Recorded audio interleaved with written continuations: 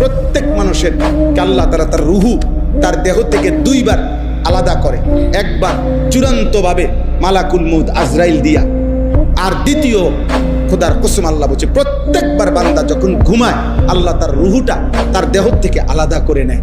আল্লাহ নিজে বলছেন আমি চাইলেই আবার ফেরত দেই, আমি না চাইলে ফেরত দেই।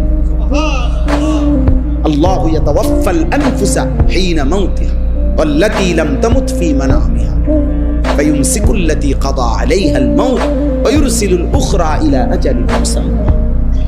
এরপরে আল্লাহ কি সুন্দর করে বলছে, তবে শুনো বান্দা, প্রতিবার যদিও আমি রুহুটা ফেরত দেই ঘুম থেকে জাগবার সময়, কিন্তু এইটাও ইলা আজালিম মুসাম্মা, একটি নির্দিষ্ট সময় পর্যন্তই ফেরত দিচ্ছি।